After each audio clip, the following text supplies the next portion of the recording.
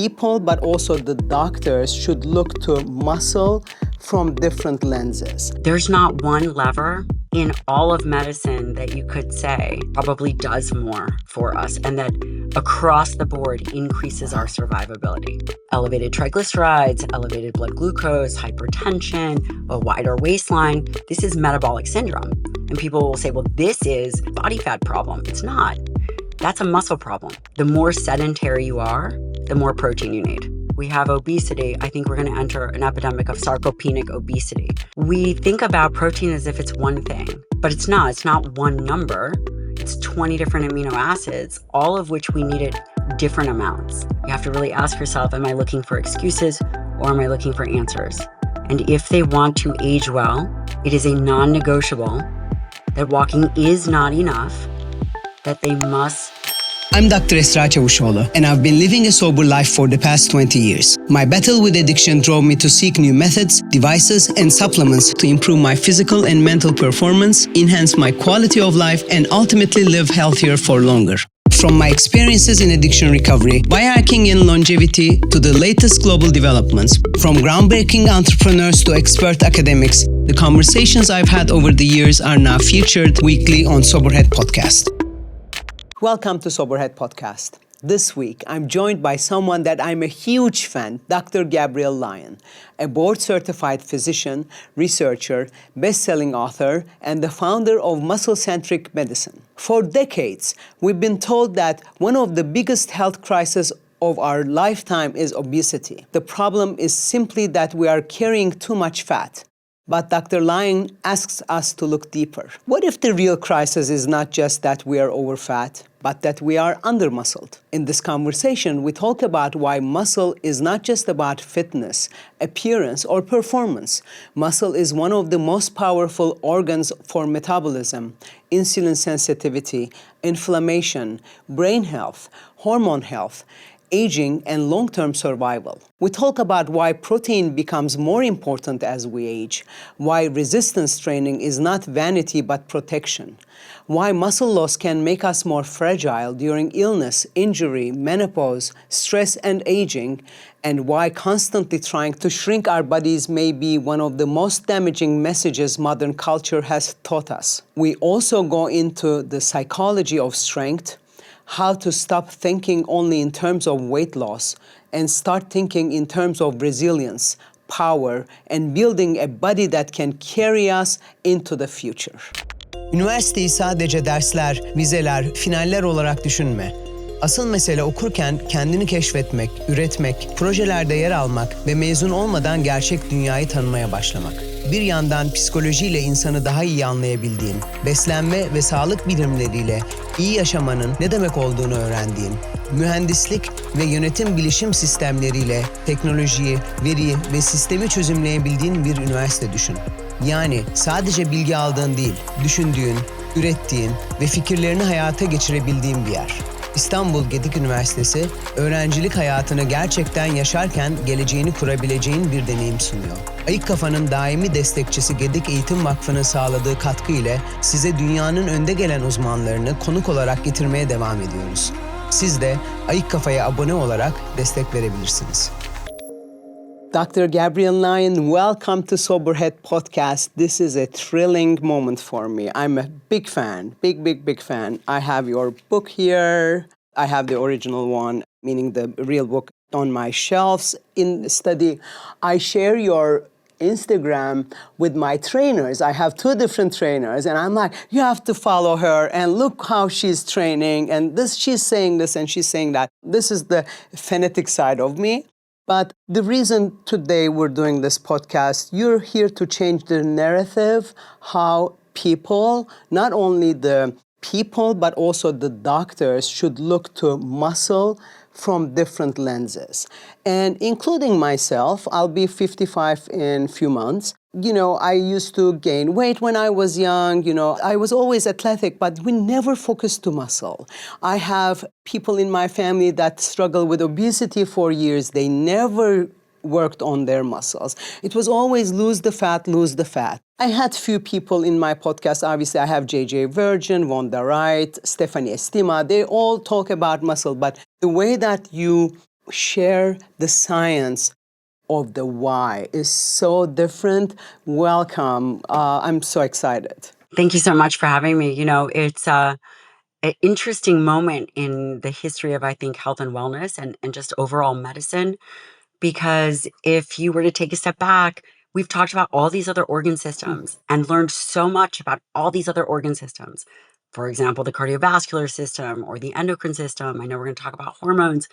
And yet, probably the most important system, which is skeletal muscle as an endocrine organ, as an organ system, is probably the most underappreciated in all of medicine. And finally, people are recognizing that it's no longer just about the bros in the gym and how much push-ups and how many pull-ups you can do. Yes, you have to train hard, but that's just one lever that you pull for muscle. And it's only one reason why you train. There's just a number of other reasons why skeletal muscle is so critical, especially for women. You said that you are 55. You look amazing. I saw you in person. We were in Austin. You are the example of what is possible if we put in the reps, no pun intended. I was yesterday with my mom, actually the day before. It was my aunt's birthday, and we were at a round table. So we were chatting, and I was sharing with her, all the things that, coming up with muscle. And, when they watch me train, they kind of get annoyed. They warn me, you look like a man, you have too much muscle, and so on and so forth. When I started giving her all the scientific explanation and why all the people around us were doing the wrong thing, and if they did the correct thing, maybe things would be so much different instead of dealing with illnesses and etc. And I would like to add this too. I had a Jeffrey Bland a few weeks ago, and it's the first time I heard the connection between the immune system and the muscle. I'm like, every day I'm learning something, but please explain us, how did you come up to this epiphany, this idea? I think with all ideas, there's a level of competence, right? If there is a new idea that then takes hold. I trained in nutritional sciences since I was 17, which is very unusual. My godmother, you speak of Jeffrey Bland, my godmother, her name is Liz Lipsky, and she's one of the OG functional medicine providers. So Jeffrey Bland and Liz Lipsky, and there were like two other guys. It was just a very small group. And which, by the way, she would make a wonderful guest if she's still doing podcasts. But this group, before functional medicine had a name, believed in root cause medicine. And I moved in with her when I was 17. I graduated high school early, moved in with her, and I was exposed very uniquely to this idea, this paradigm of root cause medicine. So I went and I studied nutritional sciences. As luck would have it, I landed in the class of someone named Dr. Donald Layman, who is a world-leading protein expert. Probably just a handful of them. He helped write the new dietary guidelines. He has just provided a tremendous contribution to our understanding of protein and muscle. And I learned from him. And in fact, he's mentored me over the last 20 years. So the playbook that you have in your hand, he contributed a huge portion to that book. And the nutrition part, that is almost 90% of that in that book is reflected in the new dietary guidelines for Americans, which is evidence-based and just, it's extraordinary. I mean, I never thought this day would come. And so you asked me, how did I come to this? I started studying nutritional sciences from a very early age, and I never changed course. I was so interested. And then in college, this connection between protein and muscle happened. I did my fellowship in nutritional sciences and geriatrics, obviously medical school. I did 2 years of psychiatry, 3 years of family medicine, and then went back to WashU in St. Louis, which for your listeners is considered the Ivy League of the Midwest. It was very rigorous. I was totally unprepared. And I was working on a study. We all have a project. I was working on a project that looked at body composition and brain function. And I'm sure that when you work with clients, you always have that special one, right? There's always one that you're not supposed to have. It's like kids, you're not supposed to have favorites, but with patients, you might have favorites. And I imaged her brain, and her brain looked like the beginning of an Alzheimer's brain. And man, I felt responsible. I felt that how is it that she had done what everyone told her to do, which was eat less and move more. And here we are looking at a woman who was following the advice. She'd followed the food guide pyramid for the majority of her life, adult life. And this is where we left her. And it just was a flash of insight that started Muscle-Centric Medicine. Let me jump in for a very quick second. If you can hear me right now, we know you're watching Soberhead. But are you subscribed? Could you check it for me?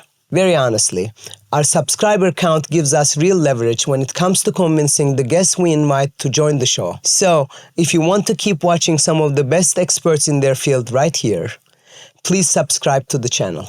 That's amazing, actually. I was so impressed when I listened to that part of the story because, especially these days that, Alzheimer's disease, like every 3 person, 2 of them are women. Women are the ones always dieting. Women are the ones who are afraid of eating protein. Like, I don't even know how to express my frustration when I chat with people, which I'm no nutritionist. I became a person who influences people because I openly share my story, which I'm sober for 20 years. So people trust my judgment, my honesty, and my training. And I try to help them because, everything is connected so much with each other. So how are you connecting, it's even trademarked, I think, a muscle-centric medicine. So how do you take a client, so you look for first the muscle? Well, we do a lot of things. Actually, I'm still in clinical practice. I have a telemedicine clinic called Strong Medical, and then we have the Forever Strong Center in New York. It's actually Long Island. Well, we do a lot of things. Again, muscle health is holistic in the way that we provide questionnaires, we address muscle mass. That can be either MRI or it's DEXA to get a baseline understanding. And of course, blood work. What's so interesting is that the diseases that people relate to obesity, and you've heard of metabolic syndrome. Mm-hmm.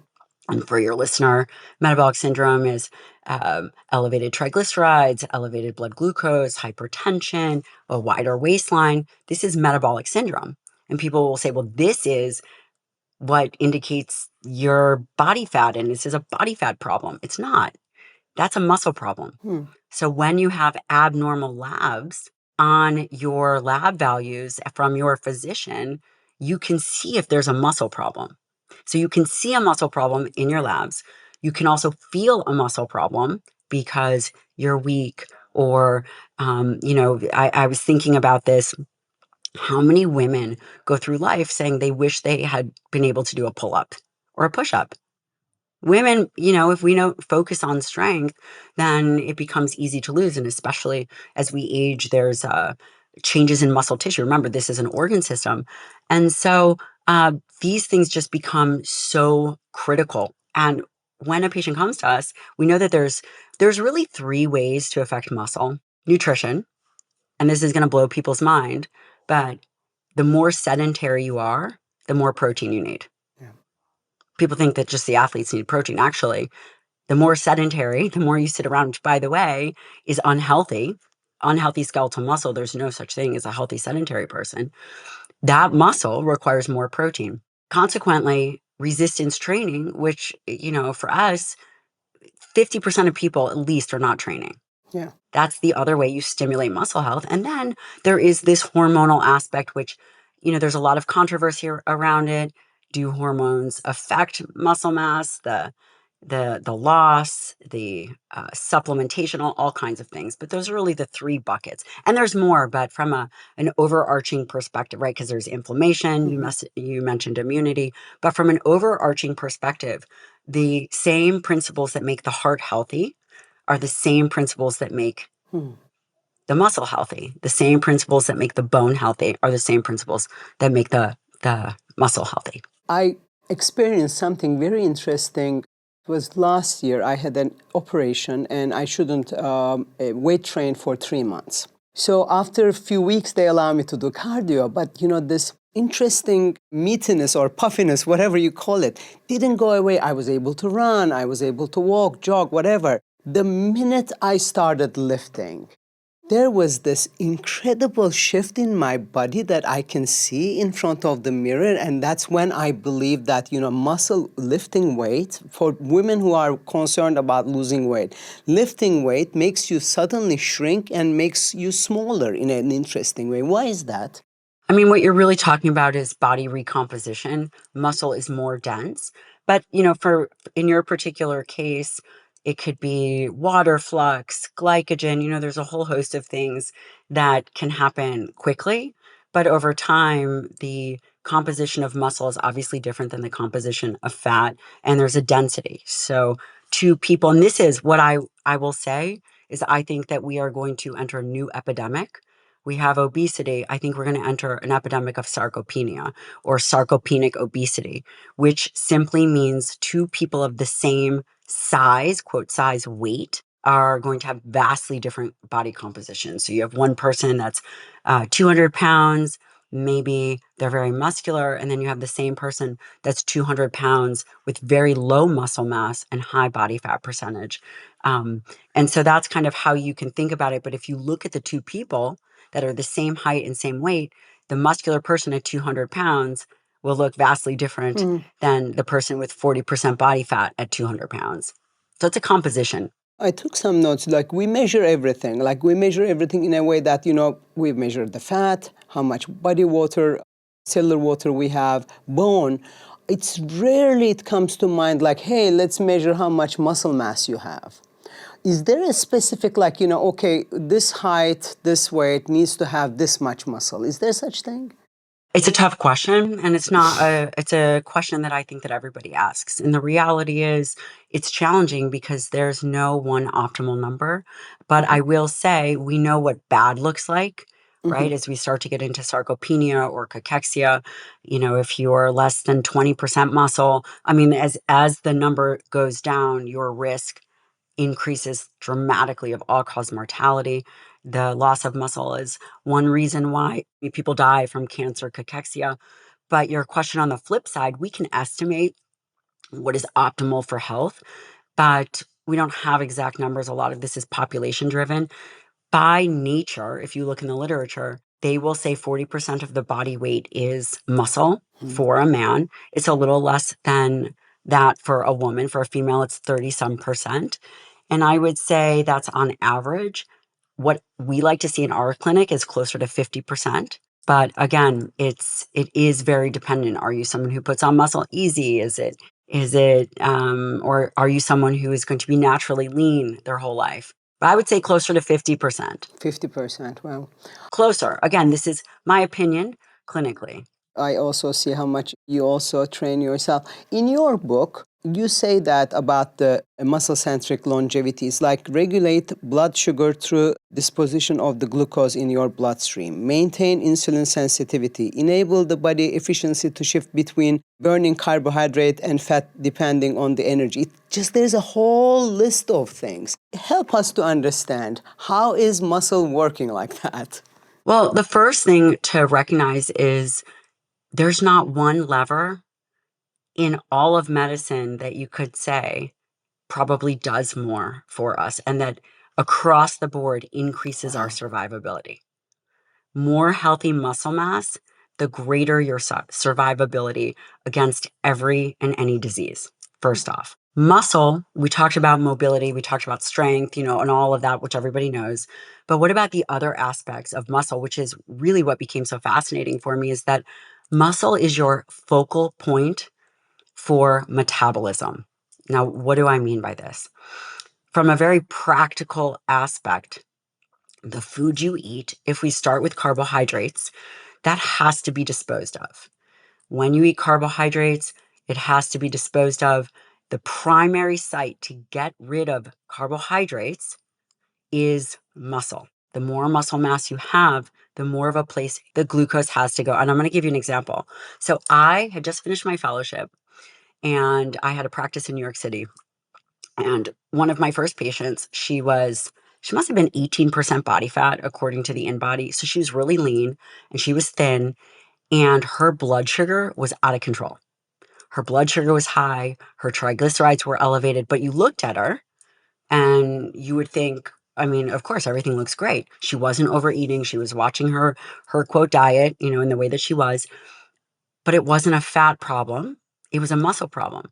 As soon as we started to put muscle mass on her and get her training, her blood sugar dropped, her insulin sensitivity. And I'm going to back up and explain what all those things are. But her markers, her metabolic health markers all improved. So skeletal muscle, what's so fascinating is if skeletal muscle is roughly 40% of your body weight and it's healthy, let's say you go for a walk or you do some squats, you have a large storage container for carbohydrates. This is how the body was designed. If you eat a standard meal that has 100 grams of carbohydrates and you go sit down and you've never trained or you're not moving around and you didn't exercise the day before, this fuel has nowhere to go. Blood sugar remains elevated. And then over time, insulin is a hormone from the pancreas and it drives blood sugar out of the bloodstream into cells. Your body has to work harder and harder and harder over time to get rid of that glucose. And that's what's known as insulin resistance. But muscle has a twofold role here. Number one, it's a place for disposal. And number two, you don't require insulin as you're exercising. Muscle has a mechanism to move glucose outside of insulin into the muscle tissue that's active. I train hard.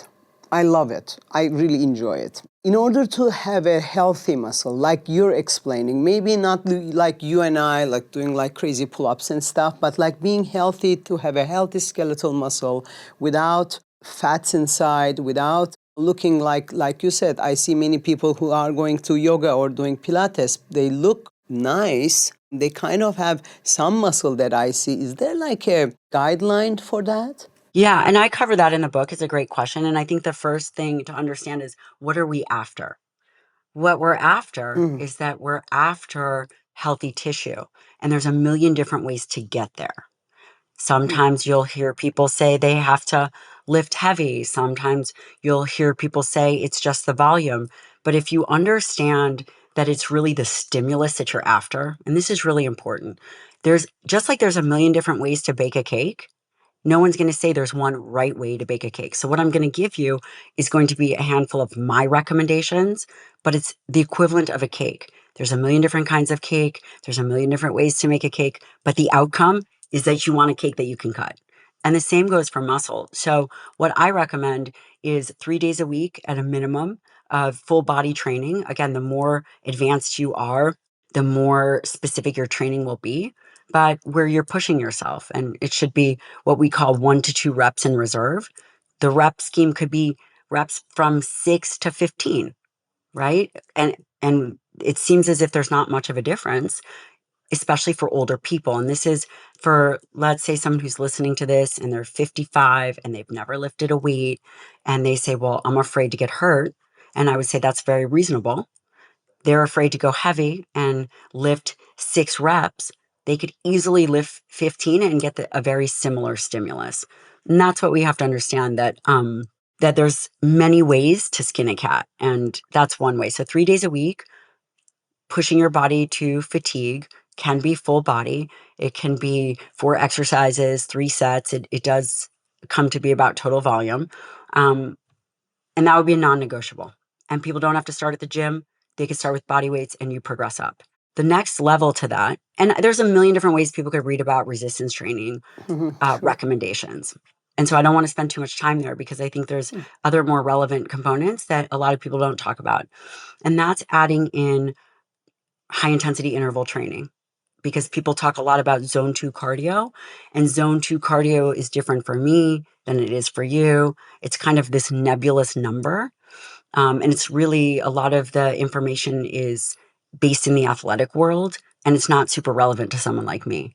But high intensity interval training, and this comes out of Martin Gabala's lab, Stu Phillips, is that you can do small doses of high intensity interval training and get robust effects. And what do I mean by that? It could be 10 to 20 minutes once a week or twice a week, or it could be a max out effort 4 minutes once a week. So there's a lot of different ways to do it. I like it. It's getting shorter and shorter. The 10 to 4 minutes it went down. I designed it that way. I designed the conversation that way because listen, the number one thing people will say, where do I start? It's too complicated. Okay, so let's say someone comes to us and they're like, docs, I don't have time. I just got sober. I'm spending a lot of time in AA, or I'm spending a lot of time doing these other things. I don't have time to train. What we would say is, you can't wait for motivation. We would also say, if you don't have time to do this for wellness, how are you going to have time for sickness? Very relevant point. Yeah. And then the third component is it doesn't have to take a lot of time. Here's what I mean by that. You could do a max out effort, total of 4 minutes, gas yourself. Can't do any more. If you're new, I don't necessarily recommend it. Obviously, I'm not your guys' doctor, but as we think about these things, because power and force, all those things decline if we are not keeping up with them. But even more important is spot drills during the day. So you do some kind of activity, you condense it. The less time you have, the more total body you do. So for example, if my husband is working 100 hours, he picks up a kettlebell and he might do a circuit of 10 minutes. But it's swings, it's presses, it's walks, it's side lunges, it's all kinds of things because he has no time to do it. But that workout is more focused and efficient than something that he might spend 45 minutes to 60 minutes doing. And then the other thing that's really important is that doing little spot drills during the day. I might get 100 push-ups in, and by the end of the day, and it might be 10 sets of 10, that there's little pieces of activity, little moments of activity that people can always do during the day. I saw there's a podcaster that I see her Instagram. So in between every podcast recording, she go to her pull-up system and keeps doing pull-ups. I really get influenced by it. So I have a balcony with all type of gym equipments, and I have these handles lingering over. I say, okay, I better start doing it, like 3 here, 5 there, 4 here. It makes a difference. So when you said high-intensity interval training, so it doesn't need to be running. So it seems like No, it can be I some don't sort of... run. I don't run. That's a really good point. I'm glad you brought that up. So there's sprint interval training, which is max out effort. And then we could say, high intensity interval training, maybe 85% of your VO2 max or your max effort. Let's put it that way. 85% of your max effort. Nobody knows what that is, right? I don't know mine, but I do know when I'm going all out on, say, like a ski erg for 30 seconds and that begins to drop off, I'm done. And that is a max out sprint interval moment versus I'm going to a class and I can just kind of talk, but my heart rate's pretty elevated. That's a different kind of high intensity interval training. And, the other thing is you have to really be honest with yourself and track yourself. And I don't track anymore, but just to get a baseline of, okay, am I really working hard here? Or am I feeling like I'm working hard because maybe I'm on my phone while I'm doing it, or I'm doing all these other things. And so having a metric that you can, for example, if you take the rower and you do a 500-meter sprint in under 2 minutes. So again, that's, anyone could pick. You see where you start. Maybe you start on a rower or a ski erg and you have time and distance and put in some effort and see where you land, and then have that be the baseline and think about how you're going to improve that. And there's no right way to do it. Unless you are a serious athlete and you're training for something serious, there can be a little bit of fun and flexibility with this stuff. Let me jump in for a very quick second. If you can hear me right now, we know you're watching Soberhead. But are you subscribed? Could you check it for me? Very honestly, our subscriber count gives us real leverage when it comes to convincing the guests we invite to join the show. So, if you want to keep watching some of the best experts in their field right here, please subscribe to the channel. I want to now come to merge the muscle with the nutrition, because without the nutrition, I don't think you can do much. And with that said, I want to first start with a unhealthy muscle, because that happens with a bad nutrition, I assume. So what is an unhealthy muscle and why it's bad? Well, unhealthy muscle, from my perspective, is muscle that's sedentary. There's no such thing as muscle that's healthy that's not moving. You could be 18 years old And if you're not active, your muscle becomes more insulin resistant. Your body has to work harder.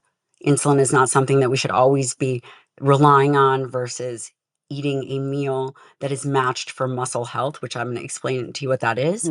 But unhealthy muscle over time then looks like a Wagyu steak or a really fatty infiltrated steak. And, I did my training in geriatrics, and one of the things that we would look at MRIs, and you would begin to see this tissue.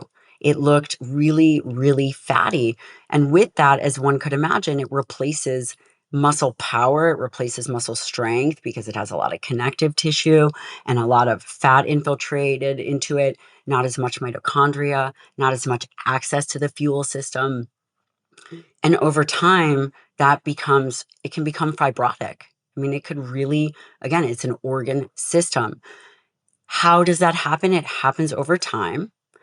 And how do you know that you have it? Well, weakness, you become more unbalanced. I mean, balance is a slew of things, right? It could be ear, it could be brain. But also in blood work, you'll see your blood work change. All the things that ride with obesity actually also can correlate to unhealthy muscle. You can always get stronger. You can always improve.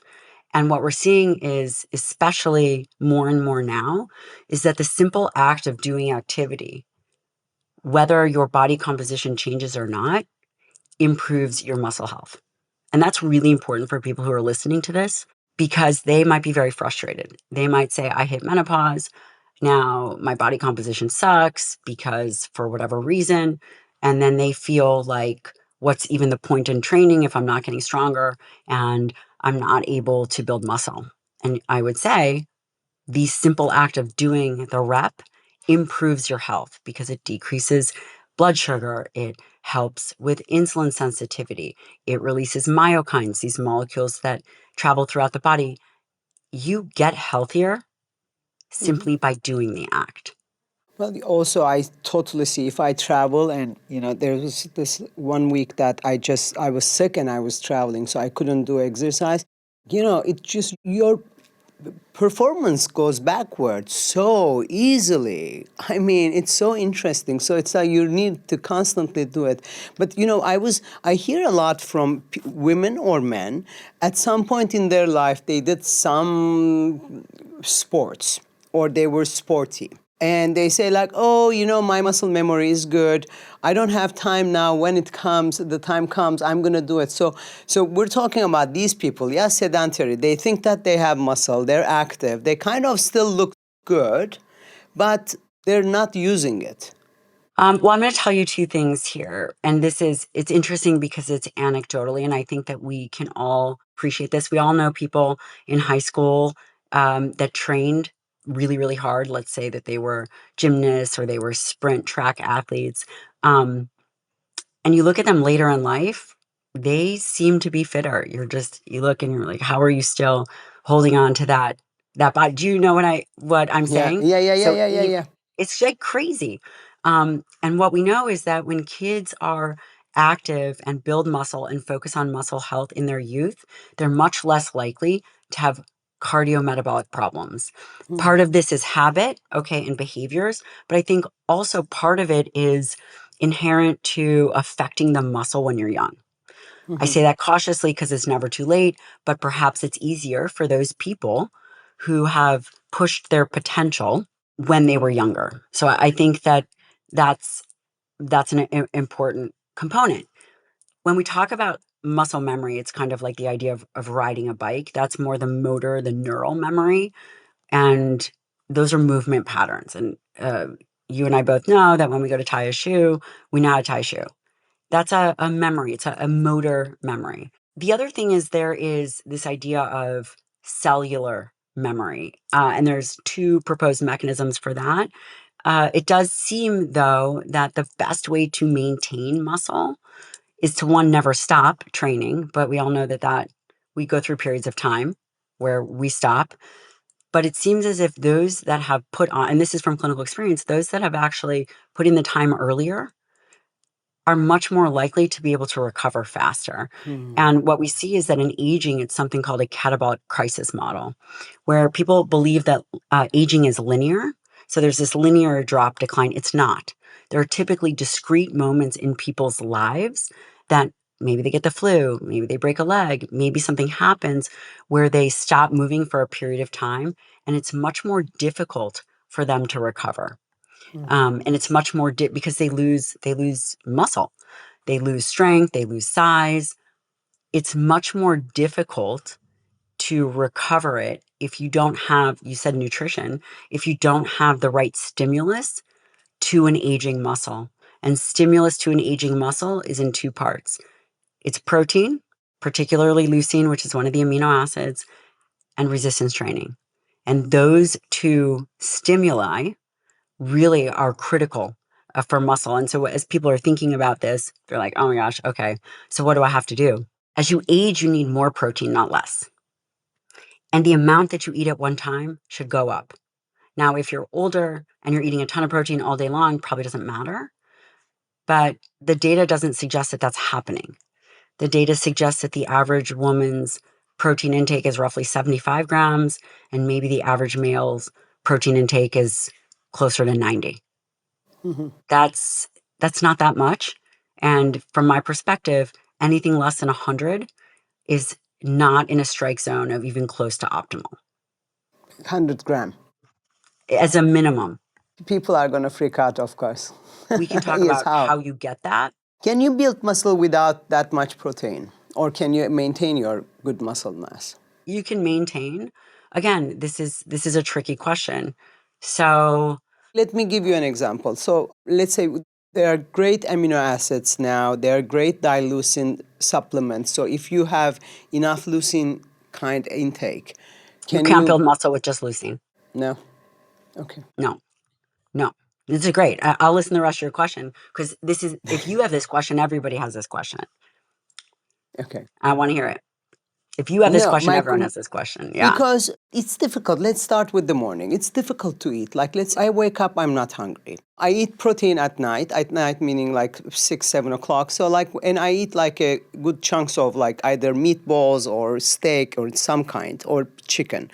So in the morning, I don't feel like, waking up and just like start eating. What I do is, when I heard you, I got very disappointed. In one conversation you said, collagen is not protein. So what I do is collagen powder, because I like the taste. I don't like other protein powders. And I put bunch of like all the amino acids inside. And when I heard you saying like collagen is not protein source, I'm so bummed. So bad. Yeah, it's a really good point. Basically, what you're talking about is the qualities of protein. And protein is made up of 20 different amino acids. And it's crazy to me because we think about protein as if it's one thing.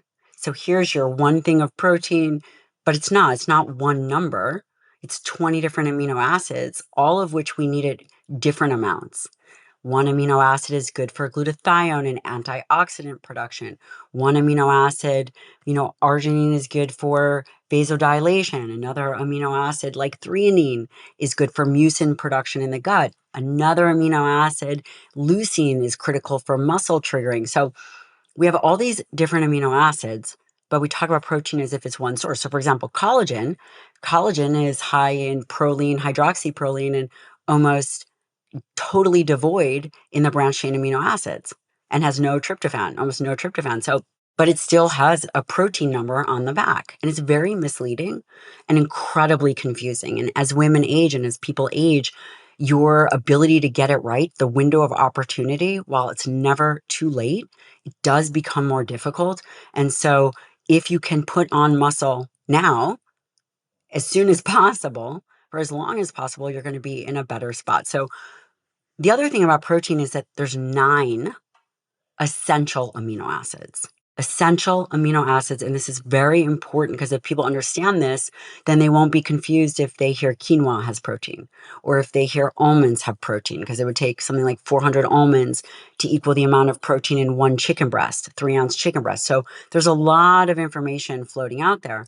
But what people can understand is that there's 9 essential amino acids, which mean you have to eat it. You cannot make it. You cannot produce it. You must eat it. And typically it comes in high quality animal products. When I say high quality, it's not to be disparaging against if it's soy protein or if it's pea protein. I don't care, personally don't care, but it's all about those amino acid numbers. And so the essential amino acids and all the amino acids are required for muscle. It is not good nor beneficial to take, say, just leucine to trigger muscle, because it's the equivalent of putting a key into an ignition and turning the car on, but the engine revs or the engine turns over, but you can't go anywhere because you don't have gas. And so how do we make all of this science super easy and practical for people to do? We do it in the playbook. There's a first book, which is Forever Strong, which is the manifesto and all the science. And then there's the practical way to do it. And that practical way to do it is determine what your protein number is. You can calculate it. I like to eat 1 gram per pound of target body weight. And then you think that first meal and that last meal being optimized for protein, because that first meal, if you get that right, and I worked on some of these early studies, people will transform the way they feel. I want to ask something because I listened to, for Stacy Sims, you need to eat like within the 2 hours window. What if someone like me, I start my day for the cortisol reason, let's say I have a little yogurt, like a coconut yogurt, my supplements, my whatever, collagen and stuff. So I have something. And then like around 11, I eat my protein. I really do. Like I eat either like the 4 eggs and blah, blah, blah, like next to it. So is there a window that you miss that window, or you need to eat the first hour or the 2 hour? Well, first of all, Stacy really talks about performance, and she is, she focuses her work, and she makes a very big point in the distinction between, say, the general population and an athlete. For an elite athlete, probably everything matters. What I would say for what you're doing is I'm not anti-cortisol unless you're trying to get pregnant. There might be some utility in not being fasting. I can totally appreciate that. Or if you're feeling like you're very stressed. But for your first meal, when you have coconut yogurt, I would add perfect amino in that.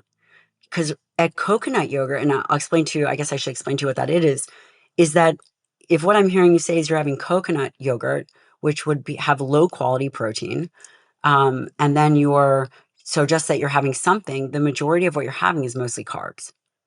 Your first meal, I would not do that. What I would do. I'm doing like the perfect amino mix inside, and I put the extra leucine. So I do that. Perfect.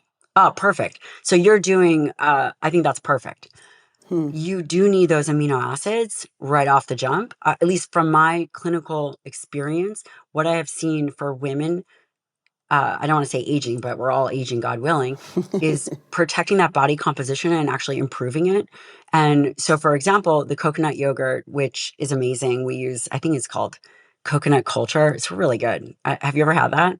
It's amazing. Yeah. It's so good. Yeah, and then I'm using the Keon amino acids. It's a mix of amino acids inside, and just like I like to break some supplements in that coconut So yogurt. This is what I do. So I'm going to show. And then creatine and everything. Yeah.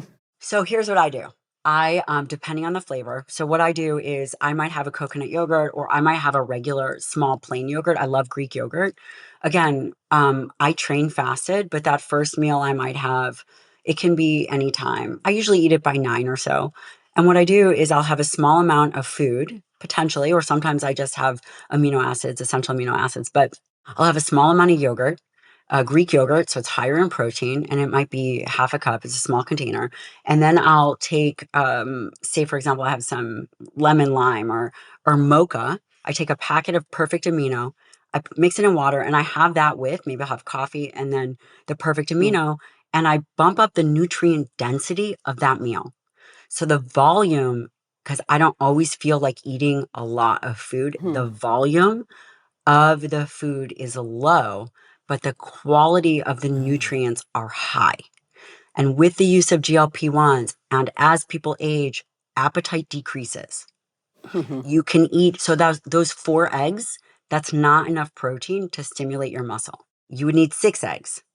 I don't feel like eating 6 eggs. And so the solution of that is there's only 2 things. You could have a different source of protein. So you've got the 4 eggs, and then maybe you have some kind of different source of protein. Or you could do a protein shake and the 4 eggs. Or you could do a protein shake and the 4 eggs. or you could do perfect amino and the 4 eggs. Those are the only ways that I'm aware of that you can improve that nutrient density. Otherwise, you have to have more total protein. And I think that's really hard for people.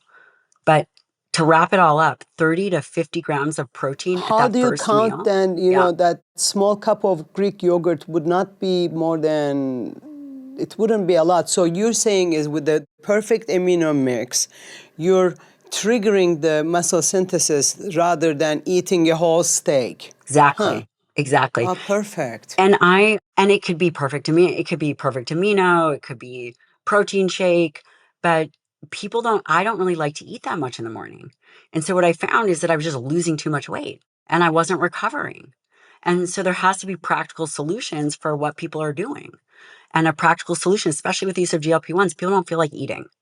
But you got to get that, you have to get your amino acids.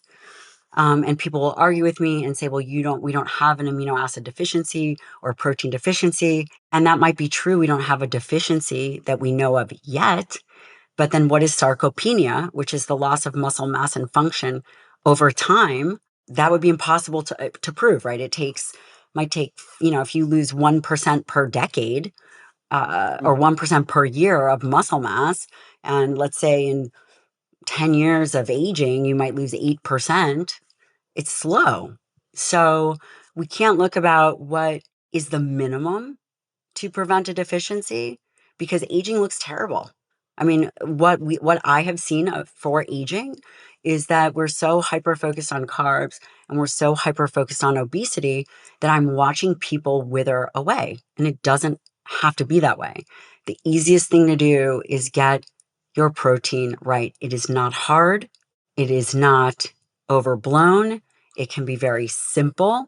But that first meal, if your listeners or your viewers do one thing, please make them do two. Resistance train. You have to stimulate that organ system and you feed it with amino acids. That's it. I mean, it's very important. You're absolutely right. Let's talk about perimenopause and menopause, because that's a tough time for women, and majority of my audience are women. And, they're just the estrogen drops, testosterone drops, everything drops. And there's a lot of resistance among doctors, and still people do not want to take any hormones. Is that affecting muscle building, muscle synthesis? It's a great question. And again, I worked on some of these studies in perimenopause and postmenopausal women who just used diet and exercise to improve body composition by doing what I'm talking about with protein, which is doubling their protein amount from a minimum to a more optimal range, which minimum is 0.8 grams per kg, more optimal is 1.2 to 1.6 grams per kg. And we had them do movement, and we reduced their carbohydrates, so their carbohydrates were in balance, and people's body composition improved, and their blood sugar regulation improved, and their triglycerides improved. There was a whole host of improvements, and none of them were on hormones. So my concern with the conversation of perimenopause and menopause is, do hormones change? They do. It's like Christmas and tax day. It's coming. It's definitely going to happen. Does that mean that your body has to fall to pieces? No. As a matter of fact, when my mom went through menopause, I mean, her weight didn't change. And people would say, oh, well, that's genetics. And it might be. But I know a ton of other women that have gone on hormones and their weight all went up. So, people will say when you go through menopause or perimenopause that people automatically gain weight. I don't see that to be true at all. There is a redistribution of body fat that can happen because of the change in estrogen, estradiol, testosterone. People will say that there's more fat around the midsection. That may happen, but it is not it will happen. And I think people have to understand that right now, part of what we see is an aging process, that it's not necessarily just about the hormones. So there's a natural trajectory of aging. If someone is not very active, purposefully combating the changes with aging, that those declines in muscle mass and strength mimic aging. So if someone hits 50 and there's a 5% change in muscle mass, is that because they hit 50 or is that because it was menopause? And it's probably more of the aging process. I want to ask you about creatine for women because there's a lot of talk out there. We know about the muscle, but you also emphasize the creatine use for the brain and muscle for the brain as well. Help us to understand what's the connection, the muscle to the brain and that supplements to the brain. Let me jump in for a very quick second. If you can hear me right now, we know you're watching Soberhead. But are you subscribed? Could you check it for me?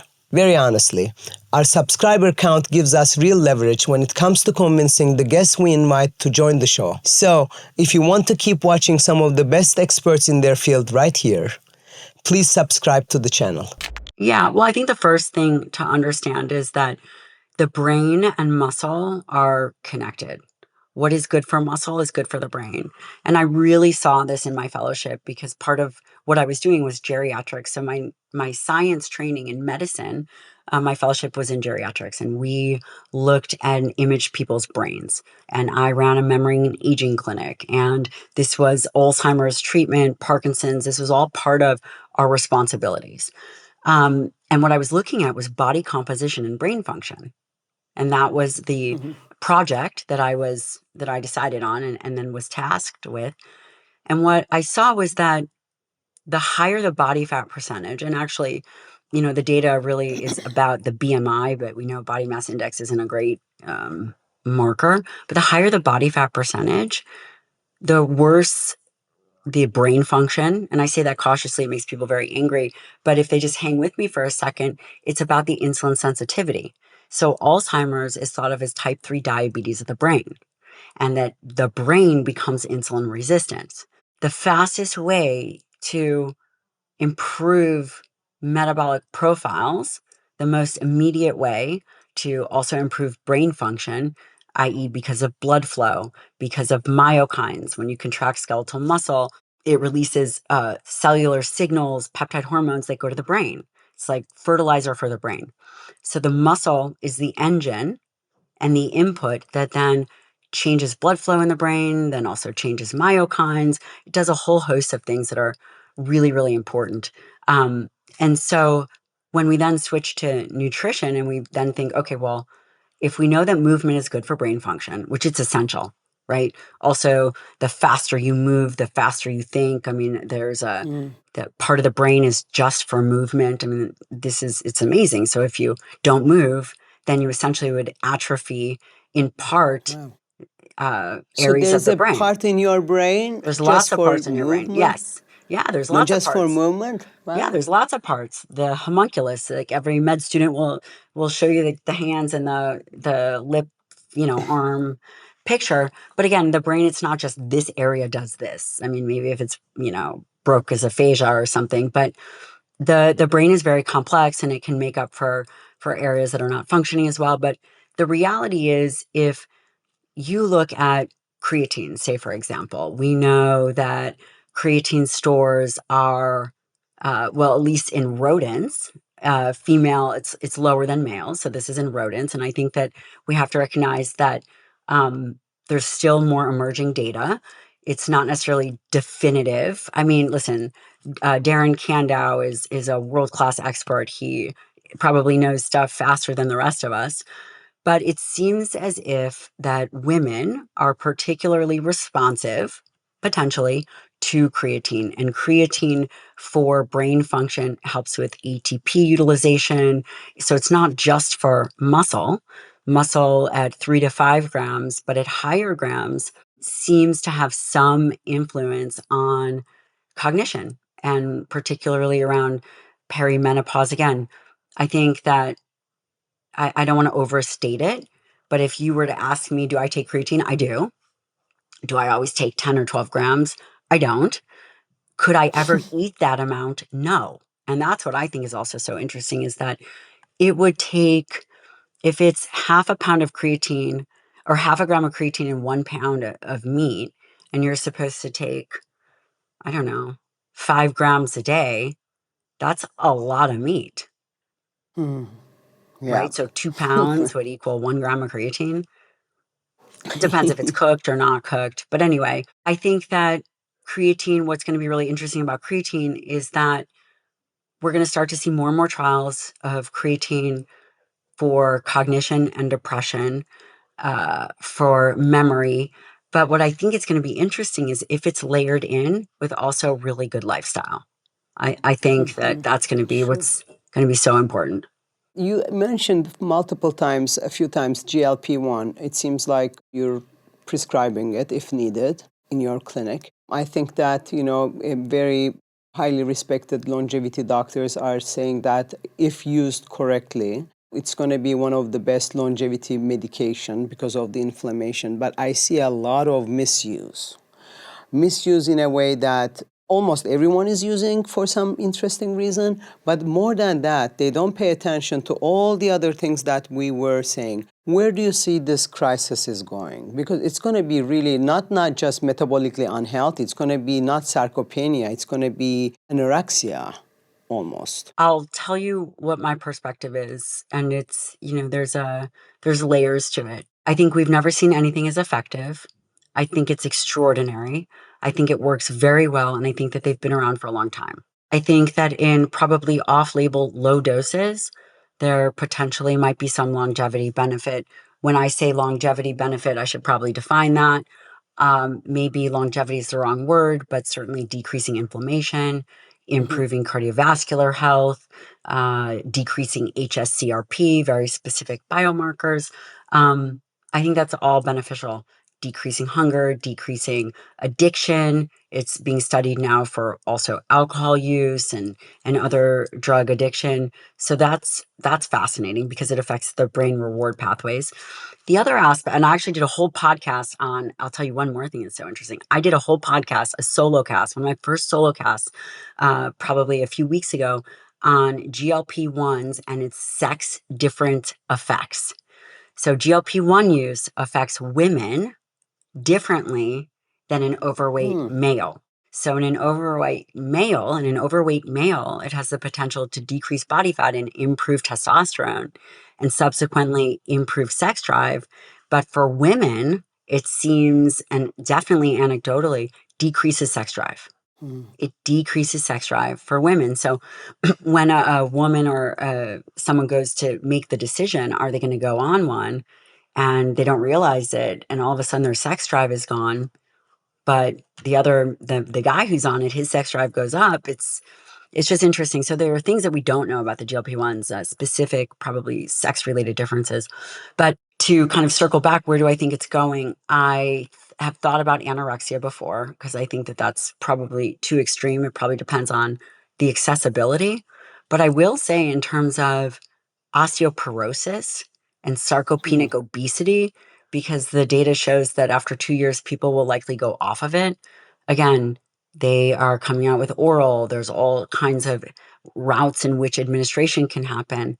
So if people go off of it in 2 years and they lose, I don't know, 24% of their body weight, and, 50% of that's muscle or less. I mean, again, it depends on how you do it. There's nothing special about GLP-1s and muscle loss. But then they're in a worse place than when they started. So they're in a good place for a period of time. And then, I do have concerns about bone density. And that is, I think, what's going to be the most scary, is if we accelerate muscle loss and we accelerate bone loss, then to younger and younger ages, now we're going to have a real problem that no one is prepared to deal with. Nobody is prepared to deal with it because we've never had it before. And that's my real concern. How do you feel about fasting? This autophagy fasting, intermittent fasting. So, is it affecting a lot the muscle loss? I mean, listen, you can intermittent fast, which is just an 8 to 9 hour restricted feeding window. No problem. We prescribe it. It seems to be good for bowel rest, helps with calorie control. Okay, fine. But if you're older and you're not training and you're going through periods of fasting, then your muscle becomes catabolic. You pull from those amino acids. That's dangerous because we all know how difficult it is to maintain muscle mass. So if you are going to fast, then you better be working out because you have to protect that tissue. So I'm not a huge fan of fasting. I think autophagy, which is the cleaning out of old cells, I think there's other ways to do it. Use a little urolithin A do some Yeah, cardio. I was wondering. I know that you love that product. Can you help us to understand? I only really love two products. It's funny. I only really love two. I don't love a ton of supplements. I love two products. There's two products that I love. And so you talk about autophagy. What you're really looking for, at least what I do and think about from a muscle standpoint, is mitophagy, which is the clearing out of old mitochondria. And that's what's important to me, because this is, as you age, your mitochondria, which is they're the powerhouses of the cell, become dysfunctional. But exercise is a way to improve mitophagy, right? It improves mitochondrial health as well. But urolithin A, which is amazing, it's a postbiotic. You eat pomegranate or you eat walnuts, the bacteria in your gut create urolithin A. Urolithin A then helps with mitophagy. It's a gut muscle connection, which is mind blowing. But then you asked me about companies I like, Timeline. But then the rub is 40% or more of people don't even make this because they don't have the right bugs. So I could eat and drink all the pomegranate juice in the world, which, by the way, it's very tart, but I love pomegranates. And I might not be a converter of this compound that has 20 years of data. And so urolithin A is this postbiotic that most people don't make, especially if you've been on antibiotics. But it's what's so fascinating about it is, how do we improve mitochondrial function and muscle health through exercise? Yes, but then there are compounds, there's the food matrix, and then what the byproducts are. And so that's one of the other things. And yeah, urolithin A is amazing. It's amazing. Muscle is so amazing. Urolithin A is amazing, but muscle is so amazing. I used to have a friend when I was living in New York. When she was having some bad days, depressed days, she would go and do some leg presses to elevate her serotonin. How does that work? Yeah. Well, I don't know how it works exactly in terms of the mechanism of action. There's a lot of proposed mechanisms as to how exercise improves mood, memory, all these other things. So the obvious is improves blood flow, improves catecholamine type hormones, which who knows, does that improve your mood? I don't know, it gives you kind of like that pep. But the other thing is it releases myokines. And that's where I think the real magic is, in part, right? I think that these are complex systems. But when you contract skeletal muscle, it releases BDNF and it releases irisin, it releases all of these myokines. And in fact, I think that I'm sure that the science is still new. I mean, myokines have been around for 20 years, not that long in modern medicine. And there's, hundreds of them. But one of the things that happens is, for example, when you contract skeletal muscle, based on the intensity and duration, you release these myokines. And these myokines then act like fertilizer on the brain for neurogenesis and memory. And that's a totally different system than, say, serotonin. But this is unique to muscle. That's really amazing. How can we help women who are listening to this? Men, of course, but I care a lot about women. As I said, how can we help them that they're afraid meaning like they're not really liking to have some built muscle, but they're also thinking that, it's so hard and it's tiresome, and they care more about the yoga and Pilates and walking. How can we help them to connect them to their 85 years old self? You're never going to get bulky. You're never going to get too strong. You've been lifting weights your whole life. You've been carrying your kids or your dog or your groceries or your luggage. You've been strong your whole life. Nobody who starts a new plan or something new that they've never done before, some endeavor, feels comfortable. You have to really ask yourself, am I looking for excuses or am I looking for answers?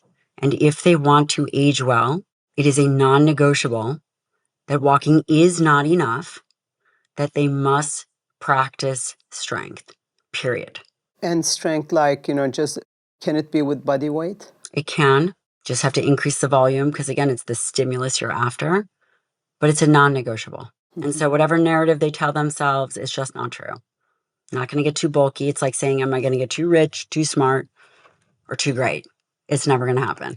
One last thing I want to ask about for the kids, because it used to be when I was young that they would wait for kids to grow up to come to their height, whatever height they're going to end, to start working out and using muscle. And I see your kids are doing extremely amazing things, doing the pull-ups and push-ups and doing the kettlebell with you if they can lift.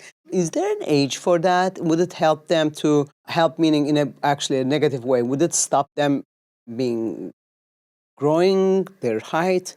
No, I think that's and there's a Avery Fannenbaum is probably one of the world leading experts on this. So I would encourage people to go read his research. Avery Fannenbaum. No, I think that that's pretty outdated research. We're not talking about 1 rep max, and we're not really doing a ton of randomized control trials on kids, but kids being strong and kids lifting weights, especially moving their bodies in all kinds of directions, being multimodal, I think is a overarching positive, not a negative.